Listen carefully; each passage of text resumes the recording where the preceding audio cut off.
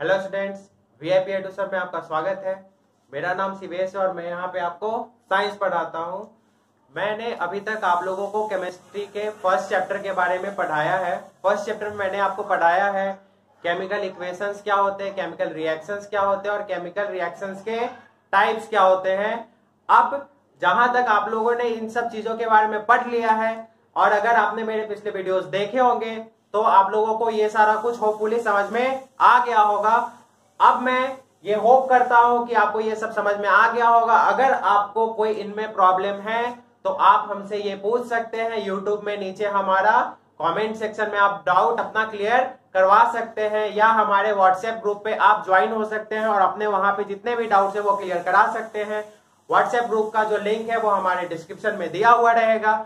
आज हम पढ़ेंगे जो हमारा जो टॉपिक है, आज जिस टॉपिक के बारे में हम जानेंगे वो ये है कि ऑक्सीडेशन का हमारे एवरीडे लाइफ पे क्या इफेक्ट पड़ता है। यानी आज हम पढ़ेंगे इफेक्ट्स ऑफ ऑक्सीडेशन रिएक्शन। पिछले चैप्टर मैंने आपको रेडॉक्स रिएक्शन के बारे में बताया था। मैंने वहां बताया था कि रेडॉक्स रिएक्शन क्या होता है। मैंने बताया था कि रिडक्शन और ऑक्सीडेशन दोनों मिला के जो है वो रेडॉक्स रिएक्शन बनाते हैं। तो रेडॉक्स रिएक्शन में हमने ऑक्सीडेशन के बारे में जाना था। आज मैं उसी ऑक्सीडेशन के इफेक्ट के बारे में आप लोगों को डिटेल में समझाऊंगा। तो चलिए आज से हम अपना क्लास ये जो है ऑक्सीडेशन का वो स्टार्ट करते हैं। तो स्टूडेंट्स आज हम पढ़ेंगे इफेक्ट्स ऑफ ऑक्सीडेशन रिएक्शन, यानी ऑक्सीडेशन रिएक्शन के क्या क्या इफेक्ट्स होते हैं इसके बारे में आज हम जानेंगे। नॉर्मली जैसा आप लोगों ने देखा होगा अपने घर में ही अगर आप देखें तो आपको ऑक्सीडेशन के बहुत सारे इफेक्ट्स दिख जाएंगे।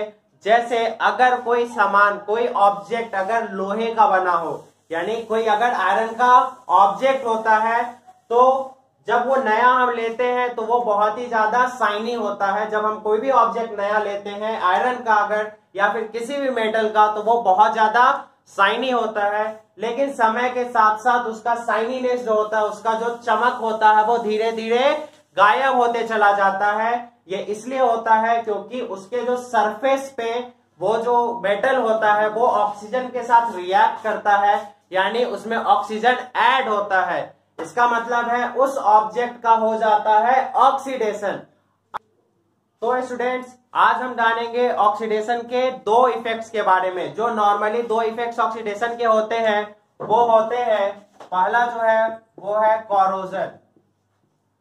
पहला जो ऑक्सीडेशन का इफेक्ट है वो है कोरोजन और दूसरा जो इफेक्ट है रेंसिडिटी। कोरोजन और रेंसिडिटी हम अपने एवरीडे लाइफ में इन दोनों इफेक्ट्स को देखते हैं। हम कोरोजन को भी देखते हैं और रेंसिडिटी को भी देखते हैं। जहां कोरोजन होता है मेटल्स का, वही रेंसिडिटी हमारे होता है फूड आइटम्स का। जितने भी फूड आइटम्स खाते हैं उनका रेंसिडिटी होता है और जो भी मेटल्स होते हैं उसका कोरोजन होता है। अब हम जानेंगे कि कोरोजन क्या होता है और रेंसिडिटी क्या होता है। तो स्टूडेंट्स कोरोजन क्या होता है, जैसा कि आप अपने पिछले क्लासेस में पढ़ चुके होंगे या फिर अगर नहीं पढ़ा है तो मैं आपको बताऊंगा फिर से कि जैसे कि हमने देखा होगा कि कोई भी अगर मेटल का सामान लाते हैं हम घर में तो वो होता है बिल्कुल न्यू, लेकिन समय समय के साथ उसका जो सरफेस है वो होते जाता है डल, वो पुराना लगने लगता है। यानी उसके सरफेस पे क्या होने लगता है, जो मेटल का जो सरफेस होता है, मेटल सरफेस, वो एटमॉस्फेरिक ऑक्सीजन, एटमॉस्फेरिक ऑक्सीजन और मॉइस्चर के साथ रिएक्ट करता है। वो एटमॉस्फेरिक ऑक्सीजन या मॉइस्चर के साथ रिएक्ट करता है और अपना बना लेता है ऑक्साइड। वो अपना बना रहता है ऑक्साइड, यानी में उसमें ऑक्सीजन का क्या हो जाता है, एडिशन हो जाता है, यानी उसका हो जाता है ऑक्सीडेशन। तो अगर किसी मेटल के सरफेस पे उस मेटल का ऑक्सीडेशन हो जाए, यानी उसमें ऑक्सीजन ऐड हो जाए, तो वो मेटल होने लगता है कोरोड। वो मेटल होने लगता है कोरोड। कोरोड का मतलब होता है वेयरिंग ऑफ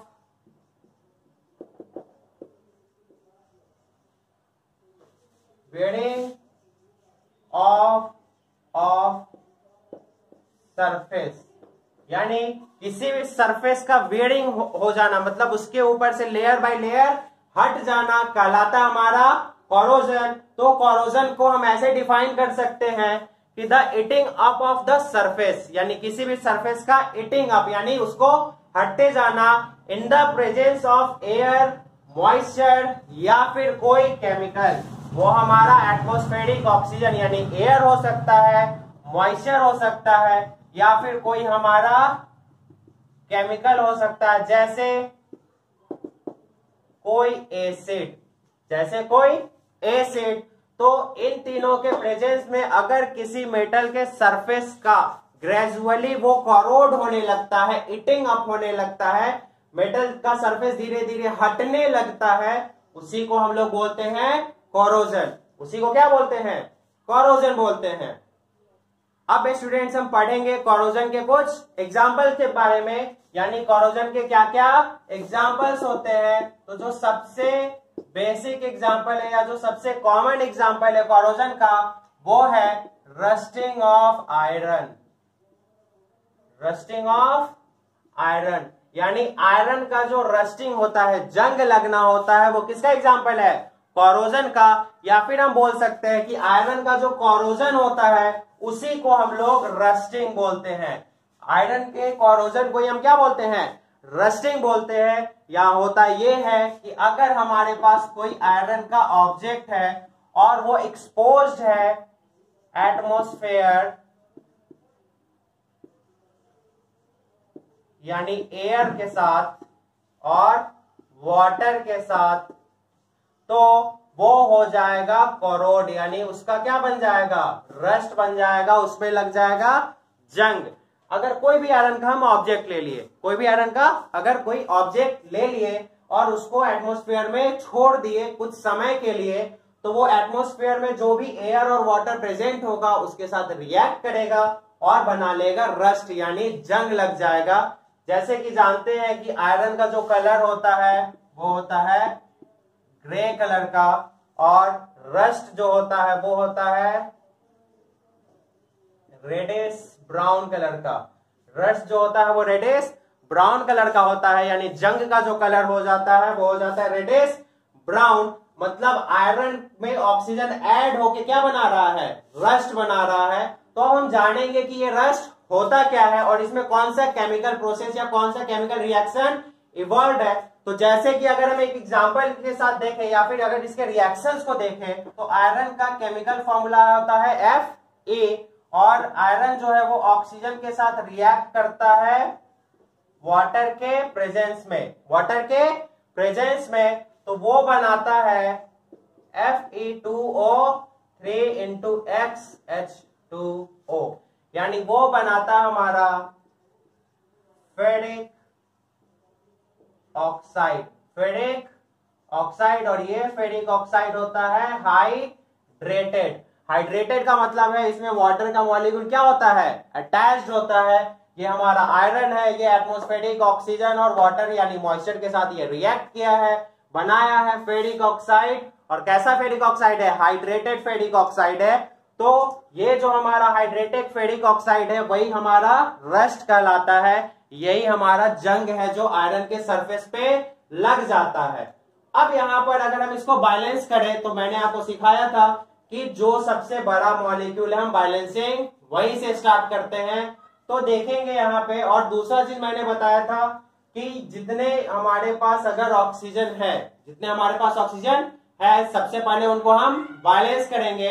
लेकिन साथ ही साथ आप यहाँ पर देखेंगे कि यहाँ पे हमारा वाटर है, लेकिन वाटर यहाँ इसके केमिकल फॉर्मूला में इन्वॉल्व नहीं है, वो सिर्फ उसके साथ अटैच्ड है। तो हम बैलेंसिंग के समय वाटर को नहीं लेंगे, क्योंकि X मॉलिक्यूल ऑफ वाटर लिया है तो यहाँ भी X मॉलिक्यूल ऑफ वाटर ही लेंगे। अब सबसे पहले देखें तो यहाँ Fe2O3 में ऑक्सीजन 3 है, तो उसको इवन करेंगे तो ये 2 से मल्टीप्लाई हो जाएगा, यानी 2 मॉलिक्यूल लेंगे। अब वहां ऑक्सीजन कितना हो गया है? 2 into 3, 6 ऑक्सीजन के मॉलिक्यूल, 6 ऑक्सीजन के एटम्स हो गए हैं। यहाँ 2 ही एटम है, तो अगर 3 मॉलिक्यूल्स लेंगे तो यहाँ भी 6 हो जाएगा। अब देखेंगे ऑक्सीजन के 6, ऑक्सीजन का 6, सिर्फ हमें बैलेंस करना रह गया आयरन को, यहाँ 2 इंटू 2 कितना हो गया, 4 आ गया, तो 4 आयरन यानी 4 Fe लेंगे। तो ये हमारा इक्वेशन हो गया बैलेंस्ड। इस इक्वेशन को हमने क्या कर दिया, बैलेंस कर दिया। और ये जो हमारा फॉर्मूला है वो है रस्ट का, यानी यही हमारा जंग है। तो स्टूडेंट जैसा कि मैंने आपको बताया है, कोरोजन किसके किसके प्रेजेंस में होता है, तो कोरोजन प्रेजेंस में होता है एयर के, मॉइस्चर के, या फिर किसी केमिकल के। एयर, मॉइस्चर या फिर किसी केमिकल के प्रेजेंस में हमारा क्या होता है, कोरोजन होता है। तो कोरोजन के लिए क्या ये सारा चीज या इनमें से कोई एक चीज भी सफिशियंट होगा, तो जैसे अगर हम आयरन के रस्टिंग की बात करें, तो आयरन को अगर सिर्फ एयर में एक्सपोज कर दिया जाए, यानी उसके पास अगर मॉइस्चर ना हो, तो वो ये मॉलिक्यूल नहीं बना पाएगा, क्योंकि यहां मॉइस्चर होता है। तो आयरन का कोरोजन मॉइस्चर के एब्सेंस में नहीं होगा, और ना ही उसका कोरोजन एयर के एब्सेंस में होगा। तो रस्टिंग के लिए यानी आयरन के कोरोजन के लिए हमें एयर भी चाहिए होगा और मॉइस्चर भी चाहिए होगा। यानी आयरन के रस्टिंग के लिए एयर और मॉइस्चर का प्रेजेंस दोनों का होना जरूरी है। अगर दोनों में से कोई एक अब्सेंट होगा तो आयरन में जंग नहीं लगेगा, लोहे में जंग नहीं लगेगा। स्टूडेंट्स अभी तक हमने पढ़ा है कि रस्टिंग किसको बोलते हैं, तो रस्टिंग जो होता है वो कोरोजन ऑफ आयरन होता है।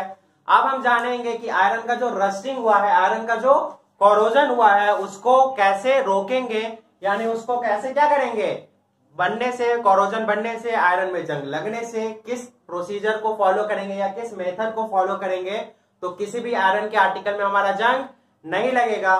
तो जो सबसे कॉमन है, हमारा जो सबसे कॉमन मेथड है वो है हमारा पेंटिंग, वो है पेंटिंग। जैसे अगर आपके घर में या फिर आपके आसपास कोई भी आयरन का आर्टिकल या ऑब्जेक्ट आता होगा, तो जैसे ही वो आया, या खिड़की हो गया आपके घर में लग गया, गेट लग गया आयरन का, तो सबसे पहले उसको किया जाता है पेंट।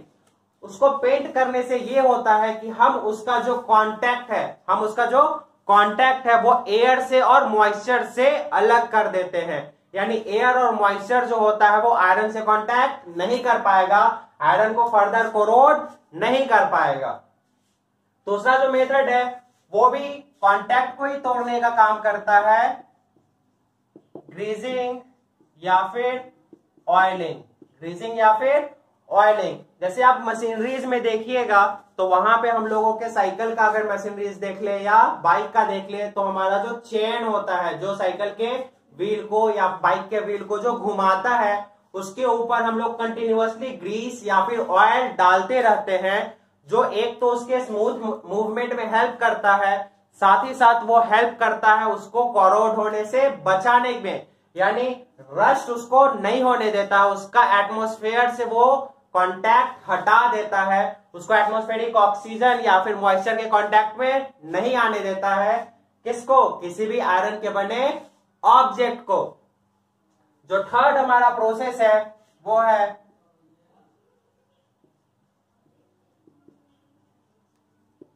गैल्वेनाइजेशन। थर्ड हमारा प्रोसेस क्या है, गैल्वेनाइजेशन। इस गैल्वेनाइजेशन में जो हम करते हैं वो करते हैं plating of zinc. Plating of zinc यानी जिंक का प्लेटिंग कर देते हैं किसी भी आयरन के आर्टिकल के सरफेस पे, हम जिंक से कर देते हैं प्लेटिंग, यानी उसके सरफेस पे एक लेयर लगा देते हैं हम जिंक का। और जो जिंक होता है वो, जैसे आपने कल रिएक्टिविटी सीरीज में देखा होगा, वो लिस्ट रिएक्टिव होता है, कम रिएक्टिविटी सीरीज में वो नीचे होता है, यानी वो आयरन की तरह रेडिली ऑक्सीजन से रिएक्ट नहीं करेगा। जितना जल्दी आयरन रिएक्ट करता है उतना जल्दी जिंक रिएक्ट नहीं करेगा, तो इसलिए हम कर देते हैं जिंक से प्लेटिंग। और जिस प्रोसेस से जिंक का प्लेटिंग करते हैं किसी भी मेटल सरफेस पे, जनरली अगर आयरन पे करते हैं तो उसको बोल रहे होते हैं हम लोग गैल्वेनाइजेशन। अगला जो है हमारा वो है क्रोम प्लेटिंग। अगला जो है वो हमारा है क्रोम प्लेटिंग। क्रोम प्लेटिंग का मतलब हो गया कि क्रोमियम और टीन, क्रोमियम या फिर टीन, ये जो दो एलिमेंट्स हैं वो बहुत ही लेस रिएक्टिव होते हैं। दोनों मेटल्स हैं और दोनों कम रिएक्टिव मेटल्स होते हैं, ऑक्सीजन के साथ रेडिली रिएक्ट नहीं करते हैं। तो इन दो जो एलिमेंट्स है, इन दो जो मेटल्स है, उनका प्लेटिंग कर दिया जाता है हमारे मेटल यानी लोहे के बने हुए ऑब्जेक्ट्स पे। जैसे अगर आप बाइक का कोई सामान बाइक का अगर आप हैंडल देख ले, बाइक का कोई हैंडल देख ले या उसका स्पोक्स देख ले, वो बने तो होते हैं हमारे आयरन के, लेकिन उनके ऊपर किया रहता है क्रोम का प्लेटिंग, जो चमकीला होता है, जो बहुत ज्यादा क्या होता है, शाइनी होता है, और उस मेटल को रस्ट होने से वो क्या कर रहा होता है, बचा रहा होता है। तो ये जो है हमारे बेसिकली क्या है, हम इनमें जो कांटेक्ट है एटमॉस्फेयर से उसको क्या कर रहे हैं, काट रहे हैं। फर्स्ट वाले में पेंट के मदद से काट रहे हैं, सेकेंड वाले में ग्रीस और ऑयल लगा के काट रहे हैं, थर्ड वाले में हम लोगों ने जिंक का प्लेटिंग कर दिया है, फिर हमने क्रोम का प्लेटिंग कर दिया है। क्यों? क्योंकि क्रोमियम और टीन ये लिस्ट रिएक्टिव होते हैं, तो या तो हम क्रोमियम का प्लेटिंग करते हैं, नहीं तो टीन का प्लेटिंग करते हैं। तो इन सब में हमने आयरन को क्या किया है, कवर किया है दूसरे मेटल्स से या दूसरे ऑब्जेक्ट से, दूसरे कोई अलग मटेरियल कंपाउंड से, ताकि वो एटमॉस्फेरिक जो मॉइस्चर और ऑक्सीजन है उससे उसका कांटेक्ट क्या कर दिया जाए, काट दिया जाए। इनके अलावा जो एक और प्रोसेस है जो जनरली यूज की होता है बहुत ज्यादा, वो है एल्वाइंग। वो है एल्वाइंग।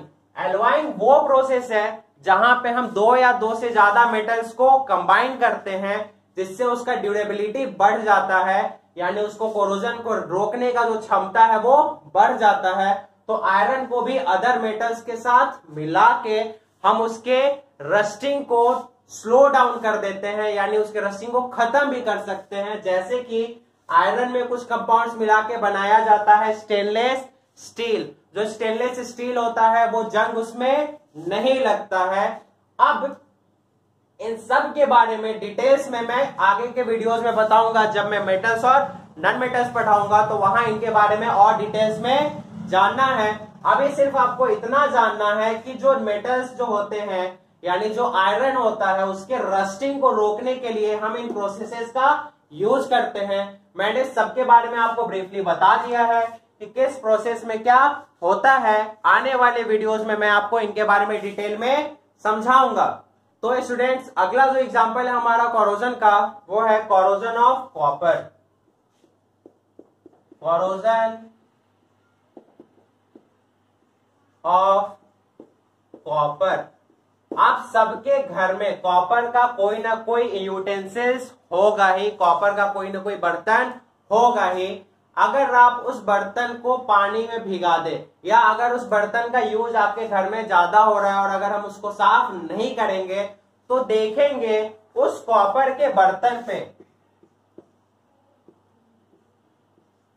उस कॉपर के बर्तन पे एक ग्रीन कलर का लेयर आ जाता है। उस कॉपर के बर्तन पे एक ग्रीन कलर का लेयर आ जाता है, जो होता है कोरोजन।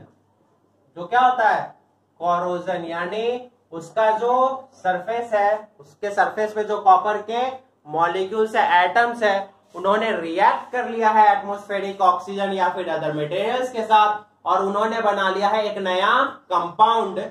और वो कंपाउंड जो है उसका क्या हो रहा है, कॉपर का ऑक्सीडेशन हो रहा है। यानी वो कंपाउंड तभी बनेगा जब किसका ऑक्सीडेशन होगा, कॉपर का ऑक्सीडेशन होगा। मतलब हमारे पास अगर कोई घर में यूटेंसिल्स है, उसके ऊपर ग्रीन कलर का लेयर आ गया है, मतलब कॉपर के यूटेंसिल्स पे अगर ग्रीन कलर का लेयर आ गया है, तो इसका मतलब है कि हमारे कॉपर का हो गया है कोरोजन। अब कॉपर का कोरोजन होता क्या है, तो जो कॉपर है वो एटमॉस्फेरिक ऑक्सीजन साथ साथ कार्बन डाइऑक्साइड और मॉइस्चर के साथ करता है रिएक्ट। कॉपर जो है एटमॉस्फेरिक ऑक्सीजन और कार्बन डाइऑक्साइड और वाटर के साथ करता है रिएक्शन और बनाता है कॉपर कार्बोनेट CuCO3। साथ ही साथ ये बनाता है कॉपर हाइड्रोक्साइड यानी CuOH का होल ट्वाइस। यानी ये क्या बना रहा होता हमारा, basic copper carbonate, basic copper carbonate. जो हमारा कॉपर होता है वो होता है रेडिश ब्राउन कलर का। पिछले वीडियो में आपको इसका कलर बताया था। कॉपर जो होता है रेडिश ब्राउन कलर का, जब वो एटमॉस्फेरिक ऑक्सीजन, कार्बन डाइऑक्साइड और मॉइस्चर के साथ रिएक्ट करता है तो वो बनाता है बेसिक कॉपर कार्बोनेट यानी CuCO3.CuOH का होल ट्वाइस। और ये जो होता है हमारा होता है ग्रीन कलर का। ये जो होता है ग्रीन कलर का, यानी अगर हम बाथरूम में या किचन में अगर हमारे कॉपर के किसी बर्तन को लंबे समय के लिए छोड़ दें तो उसपे जो ग्रीन कलर का लेयर आएगा वो यही बेसिक कॉपर कार्बोनेट होता है। अब अगर हमको इसको साफ करना है, यानी हमारा जो ग्रीन कलर का उस पे लेयर आ गया है उसको साफ करना है, तो आप घर में देखते होंगे हम उसको साफ करने के लिए यूज करते हैं नींबू का, लेमन का। हम इसको साफ करने के लिए किस चीज का यूज करते हैं? लेमन का। और लेमन जो होता है वो होता है सिट्रिक एसिड। लेमन क्या होता है? Citric acid. यहां आप देखेंगे हमारा जो कोरोजन था यानी इसका जो रस्ट था वो था हमारा बेसिक इन नेचर, और जिससे साफ करते हैं वो होता है एसिडिक इन नेचर। इसका मतलब है हम लोग जनरली क्या कर रहे होते हैं, इस बेस को लेमन के एसिड से करते हैं न्यूट्रलाइज। इस बेस को लेमन के एसिड से क्या करते हैं? न्यूट्रलाइज करते हैं, यानी उसके सरफेस पर से हम लोग बेसिक कॉपर कार्बोनेट को हटाने के लिए हम लोग लेमन का यूज करते हैं। तो ये जो था हमारा एग्जाम्पल था कि कॉपर किस तरह से कोरोड होता है, यानी कॉपर का कोरोजन किस तरह से होता है। स्टूडेंट्स, अगला जो हमारा कोरोजन का एग्जाम्पल है वो है सिल्वर का, यानी सिल्वर किस तरह से कोरोड होता है, सिल्वर का कोरोजन किस तरह से होता है। तो जिस तरह से मैंने आपको बताया था कि कॉपर एटमॉस्फेरिक ऑक्सीजन के साथ रिएक्ट करता है, उसी तरह से जो सिल्वर होता है यानी Ag वो एटमॉस्फेरिक सल्फर के कंपाउंड के साथ रिएक्ट करता है, यानी हाइड्रोजन सल्फाइड के साथ वो रिएक्ट करेगा और बनाएगा सिल्फर सल्फाइड, सिल्वर सल्फाइड यानी Ag2S, और साथ ही साथ में ये रिलीज करेगा H2 गैस। साथ ही साथ में ये H2 गैस क्या करेगा? रिलीज करेगा। यहां हम देखेंगे सिल्वर अगर हाइड्रोजन सल्फाइड यानी सल्फर के कंपाउंड्स के साथ, जो सिल्वर के मटेरियल्स होते हैं वो सल्फर के कंपाउंड्स के साथ क्या कर रहे होते हैं? रिएक्ट करते हैं और बनाते हैं सिल्वर सल्फाइड। क्या बनाते हैं? Silver sulphide. सिल्वर हमारा किस कलर का होता है? ये होता है ग्रे कलर का, और जो सिल्वर सल्फाइड है वो हो जाता है हमारा ब्लैक कलर का। तो अब आपको समझ में आया होगा कि क्यों कुछ समय बाद जो हमारा सिल्वर का जो कोई भी ऑर्नामेंट होता है या ऑब्जेक्ट होता है वो थोड़े समय बाद क्या हो जाता है? ब्लैक कलर का हो जाता है, उसका कलर हो जाता है डल। और डल इसलिए होता है क्योंकि वो एटमॉस्फेरिक जितने भी सल्फर के कंपाउंड्स होते हैं, जनरली अगर मान लिया जाए वो हाइड्रोजन सल्फाइड के साथ रिएक्ट करता है तो वो बनाता है सिल्वर सल्फाइड, और जो सिल्वर सल्फाइड होता है वो होता है हमारा ब्लैक कलर का। यानी यहाँ पे किसका कोरोजन हो रहा है? सिल्वर का कोरोजन हो रहा है। इसको भी साफ करना होगा तो आप गेस कर सकते हैं हम किस चीज का यूज करते हैं? हम करते हैं इसके लिए भी लेमन का यूज। इसको भी साफ करने के लिए हम लोग लेमन से उसके सरफेस को घिसते हैं, या लेमन किसी कंटेनर में किसी कटोरी में डाल देते हैं और उस ऑर्नामेंट को, उस ज्वेलरी के आइटम को हम उसमें इमर्ज कर देते हैं, और फिर उसको धीरे धीरे साफ करके उस पर से लेयर क्या कर देते हैं? हटा देते हैं। तो स्टूडेंट्स, अभी मैंने आपको बताया है ऑक्सीडेशन का फर्स्ट एग्जांपल यानी कोरोजन, और कोरोजन में मैंने आपके 3 एग्जांपल्स लिए हैं। पहला जो मैंने एग्जांपल लिया था वो था रस्टिंग ऑफ आयरन, सेकेंड जो था वो था रस्टिंग ऑफ कॉपर, थर्ड जो था वो कोरोजन ऑफ सिल्वर था। यानी ये 3 जो हमारे एग्जांपल्स थे वो बताते हैं कि ऑक्सीजन जो है अगर ऑक्सीडाइज कर रहा होता है हमारे चारों तरफ जितने भी मेटल्स को, तो उनके साथ क्या होता है। हम देखते हैं आयरन का कलर क्यों डल होता है, वो अभी हमने जाना कि उसका कलर डल क्यों हो जाता है। साथ ही साथ कॉपर के ऊपर जो ग्रीन कलर का लेयर आता है वो क्यों आता है, वो भी हमने जाना है क्यों आता है, कि बेसिक क्या बनता है? कॉपर कार्बोनेट बनता है। हमने ये भी जाना कि सिल्वर के जो ऑर्नामेंट्स होते हैं वो समय के साथ ब्लैक क्यों हो जाते हैं। अब हम जानेंगे कि हमारे इस ऑक्सीडेशन का और क्या क्या इफेक्ट है। इसके बारे में हम अभी डिटेल से पढ़ते हैं। तो स्टूडेंट्स, अगला जो है हमारा ऑक्सीडेशन का जो इफेक्ट है वो है रेंसिडिटी। वो क्या है हमारा? रेंसिडिटी।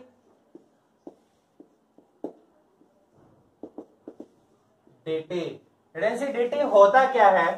तो जैसे आपने देखा होगा कि अगर हमने कोई कुरकुरे का पॉकेट खरीदा, कुरकुरे का पैकेट लिया या फिर किसी चिप्स का पैकेट लिया और उसको खोल दिया, खोलने के बाद हम 2-3 दिन तक उसको छोड़ देंगे। 2-3 दिन बाद अगर हम उसको खाएंगे तो देखेंगे कि उसका जो टेस्ट है वो खराब हो गया है, और अगर और ज्यादा दिन छोड़ेंगे तो उससे जो स्मेल है वो भी बहुत ज्यादा क्या आएगा? गंदा स्मेल आएगा, यानी उसका स्मेल भी खराब हो जाता है और टेस्ट भी खराब हो जाता है। तो रेंसिडिटी का मतलब है कि अगर किसी फैटी कोई हमारा खाने का मटेरियल है, यानी फूड आइटम्स जिसमें फैट और ऑयल्स है, उनको लंबे समय के लिए या कुछ समय के, कुछ आइटम्स को तो कुछ समय के लिए ही अगर हम एटमॉस्फेयर के कांटेक्ट में छोड़ दे तो वो हो जाते हैं रैंसिड। वो क्या हो जाते हैं? रैंसिड। रैंसिड का मतलब होता है गेट्स स्पॉइल्ड। गेट्स स्पॉइल्ड यानी उसमें आ जाएगा अनप्लेजेंट स्मेल। अनप्लेजेंट स्मेल या फिर अनप्लेजेंट टेस्ट। अनप्लेजेंट स्मेल और अनप्लेजेंट टेस्ट, यानी उसका स्मेल भी खराब होगा और उसका जो टेस्ट है वो भी हो जाएगा हमारा खराब, यानी जो हमारा फूड है वो हो गया है रैंसिड। फूड क्या हो गया हमारा? रैंसिड हो गया है, खराब हो गया है। तो स्टूडेंट्स, अगर हमारा फूड हो गया है रैंसिड तो कैसे हम लोग कुरकुरे को जो हमारा बनता है उसको लंबे समय तक के लिए रख पाते हैं, या घर में हमने कोई अगर फैटी या ऑयल से बना हुआ कोई स्नैक बनाया है, कोई अगर खाने का सामान बनाया है, तो उसको कैसे लंबे समय तक हम रख पाए। क्योंकि अगर हमने जाना है, अभी हमने जाना है कि अगर किसी फूड आइटम को, किसी फूड आइटम को एक्सपोज कर दिया जाता है एयर में, कहां पे एक्सपोज किया जाता है?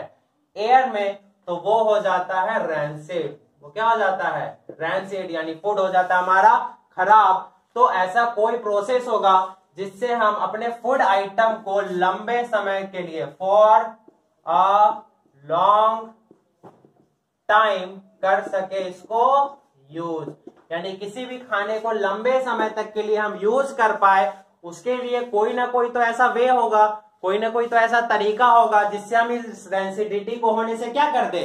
रोक दे। तो इसका तरीका जो है वो बहुत ही सिंपल है कि जो हमारा फूड आइटम है वो किसके वजह से रैंसिड हो रहा है? हमारे एयर के वजह से रैंसिड हो रहा है। तो हम इसका कांटेक्ट, फूड आइटम का जो कांटेक्ट है वो एयर से ही काट देंगे, वो हवा से क्या कर देंगे?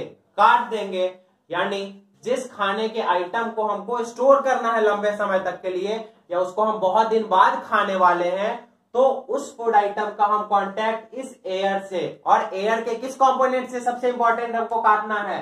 तो ऑक्सीजन से काट देंगे, तो वो फूड आइटम हमारा रैंसिड नहीं होगा। अब हम जानेंगे वैसे तरीकों के बारे में कि हम उन फूड आइटम्स का कांटेक्ट एयर से कैसे काट सकते हैं। तो देखेंगे कि in which ways we can stop the food from being rancid.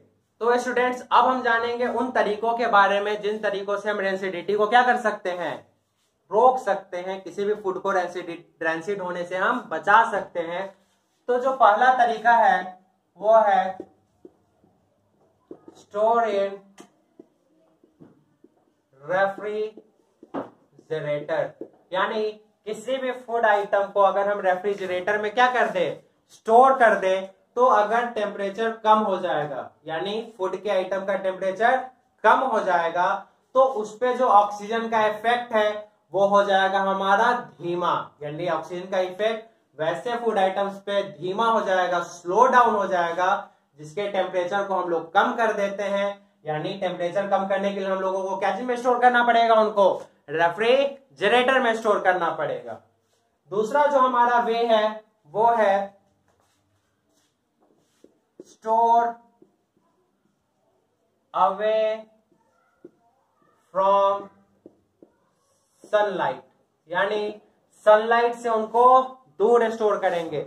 बहुत सारे फूड आइटम्स आप जो मार्केट से खरीदते होंगे उन पे लिखा हुआ रहता होगा कि please store this food item away from sunlight, या फिर स्टोर इन डार्क प्लेस। इसको कहां पे स्टोर करना है?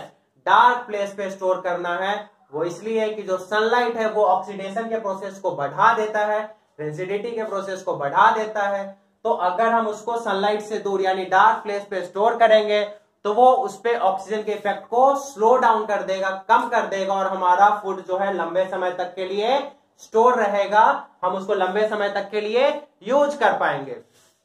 अगला जो है, जो बेसिकली हर घर में होता है, store in air tight container, यानी फूड को कहां स्टोर करना है? एयर टाइट कंटेनर में। आप अपने घर में देखते होंगे कि अगर मम्मी ने बनाया है कोई स्नैक तो उसको वो एक डब्बे में बंद करके डाल देती है अंधेरे जगह पे।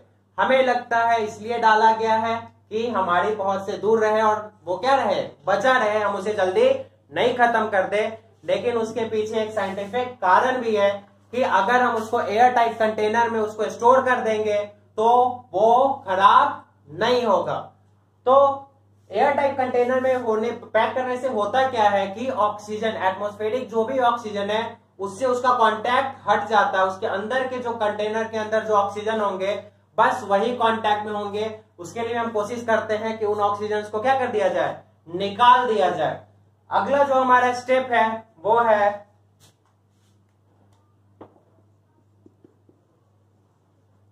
फ्लश्ड विथ नाइट्रोजन, यानी फूड आइटम्स को क्या से फ्लश कर देते हैं? नाइट्रोजन से फ्लश कर देते हैं। अब इसमें भी है, जैसे अगर हम कोई चिप्स का पैकेट खरीद के लाए तो चिप्स के पैकेट में हम लोग जनरली देखते होंगे कि चिप्स से ज्यादा उसमें भरा होता है हवा। और हमने बहुत बार बोला भी है कि कंपनी वाले करते हैं बेईमानी, वो चिप्स से ज्यादा उसमें क्या भर देते हैं? हवा भर देते हैं। एक्चुअली वो जो हवा होता है वो होता है हमारा नाइट्रोजन, और वो इसलिए भरा जाता है क्योंकि ये फूड पे ऑक्सीजन के इफेक्ट को क्या कर देता है? डाउन कर देता है।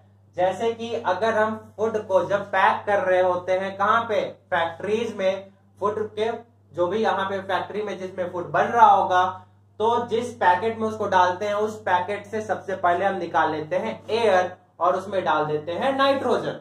एयर निकालने से क्या होता है कि उसके साथ सारा ऑक्सीजन बाहर चला जाता है और जो नाइट्रोजन है वो रिएक्ट फूड के साथ नहीं करता है, यानी वो फूड को ऑक्सीडाइज नहीं करेगा। अगला जो हमारा वे है फूड को स्पॉइल होने से यानी रैंसिड होने से बचाने के लिए, वो ये है कि उसमें हम ऐड कर देते हैं एंटीऑक्सीडेंट्स, यानी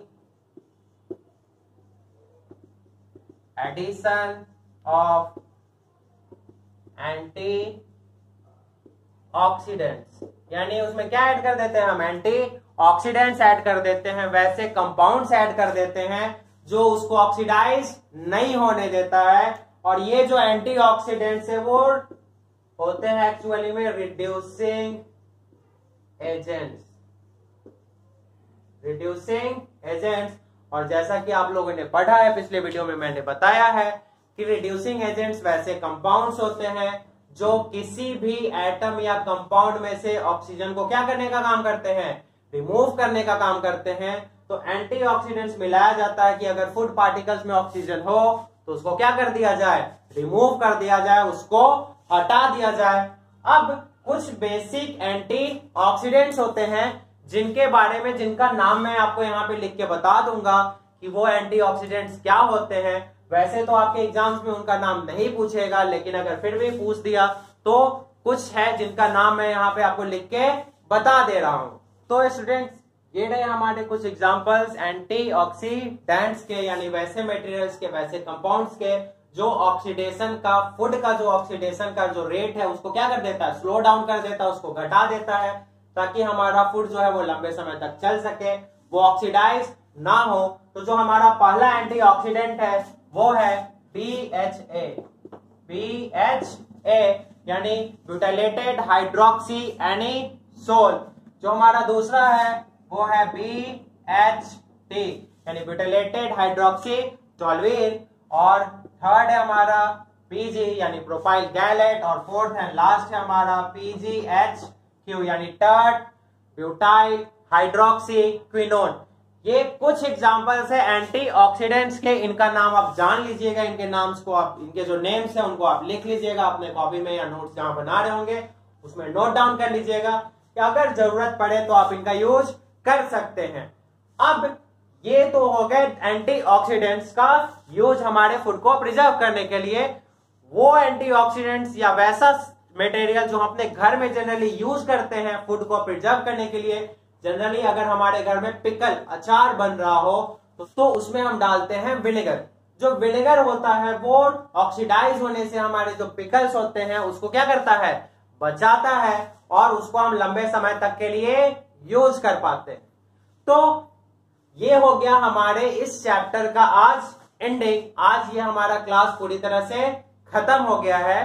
अब जैसा कि मैंने आपको इस चैप्टर में अभी तक पढ़ाया है कि केमिकल रिएक्शंस क्या होते हैं, उन रिएक्शंस को रिप्रेजेंट करने के लिए हम केमिकल इक्वेशंस का यूज करते हैं। केमिकल इक्वेशंस को कैसे बैलेंस करना है ये मैंने आपको बताया। साथ ही साथ मैंने आपको बताया केमिकल रिएक्शन के टाइप्स के बारे में, केमिकल रिएक्शन के जो टाइप्स होते हैं जितने, उनका मैंने यूज बताया। साथ ही साथ मैंने ऑक्सीडेशन जो रिएक्शन था उसका इफेक्ट बताना हमारे जनरल लाइफ पे जो उसका इफेक्ट होता है ये बताया मैंने आपको बताया कोरोजन क्या होता है, कोरोजन से कैसे प्रिवेंट किया जा सकता है, कैसे उसका प्रिवेंशन होगा। रस्टिंग क्या होता है, रस्टिंग से प्रिवेंशन मैंने आपको बताया है। रेंसिडिटी क्या होता है ये बताया, रेंसिडिटी से किस तरह से प्रिवेंट किया जाएगा ये बताया है। ये आपका टॉपिक यहाँ पे आज हो जाता है कंक्लूड, ये चैप्टर होता है कंक्लूड। अगली वीडियो में मैं आपको इस चैप्टर से रिलेटेड कुछ क्वेश्चंस बताऊंगा, इससे रिलेटेड कुछ टर्म्स बताऊंगा जो आपको अपने एग्जाम में आपके लिए बहुत ज्यादा हेल्पफुल होंगे, जिनको अगर आप देखें तो आपके एग्जाम्स में नंबर आ सकते हैं अगर आप ध्यान से पढ़ाई करेंगे तो अब इस वीडियो को आप क्या कीजिएगा, अगर आपको ये वीडियो अच्छा लगा है तो इसको लाइक कीजिए, हमारे चैनल को आप सब्सक्राइब कीजिए और अपने दोस्तों में इसको शेयर कीजिए। फिर मैं बोलता हूं अगर आपको कोई डाउट है तो आप नीचे हमारे कमेंट सेक्शन में हमसे वो सवाल पूछ सकते हैं। हम अगले वीडियो में आपके उस सवाल को एक्सप्लेन करने का कोशिश करेंगे। तब तक के लिए घर में रहे, सेफ रहे।